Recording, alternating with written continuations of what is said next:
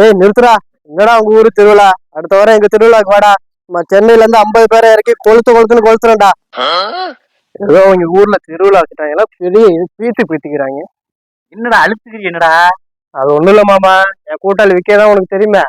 அவங்க ஊர்ல திருவிழா எல்லாம் வச்சு பெரிய பிரம்மாண்டமா பண்ணாங்களாம். அதை பத்தி தான் மாமா பேசிட்டு வந்துட்டு இருந்தேன். சரி, அதை பத்தி போயிட்டு வந்தியா? சரி, நம்ம ஊர் திருவிழா வந்துருக்கானா? அவனை நம்ம ஊருக்கு திருவிழா வர சொல்லு.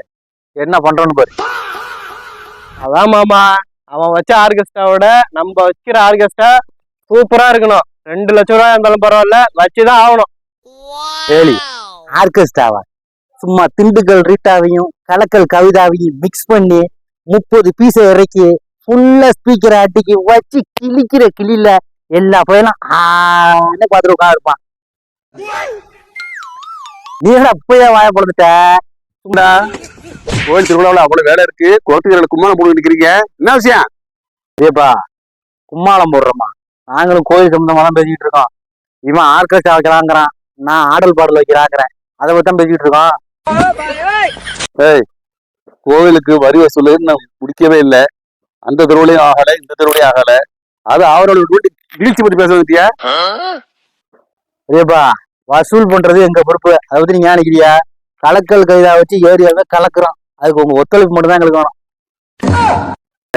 கலக்கல் கவிதாங்கிற வள்ளி திருமண நாடகம் வாங்கி, இல்லாட்டி அர்ச்சந்திரா மயானங்கண்டம் வாங்கிக்கடா. அதான பார்க்க நல்லா இருக்கு. நிகழ்ச்சி எல்லாம் வந்துட்டான். இது வள்ளி திருமணமா? வள்ளி திருமணத்துல நீனு எங்க அப்பனா அடிச்ச லூட்டிலாம் எனக்கு தெரியாது நினைச்சிட்டு இருக்கியா? பப்புனுக்கு சோடியாவதோட கரெக்ட் பண்ணிக்கிட்டு போய் நீங்க என்னென்ன கூத்து அடிச்சீங்க எல்லாத்தையும் எனக்கு தெரியும். வள்ளி திருமணமா? ஐயோ மாமா, என்னையா சொல்ற? தலைவர் அந்த காலத்துல அப்படி லூட்டி அடிச்சாரா? என் பெரிய பொண்ணை லேசா நினைக்காத, வேற மாதிரி. ஓஹோ. ஏது ஏது இங்க நின்னா நம்ம மானத்தை வாங்க போன போல இருக்கு. இந்த இடத்த காலி பண்ணணும். ஏய், நீங்க திருவிழா பண்ணுங்கடா, வசூல பண்ணுங்கடா, நம்மள மானத்தை வாங்கி விட்டு வைங்கடா. போ, நான் கிளம்புறேன்டா.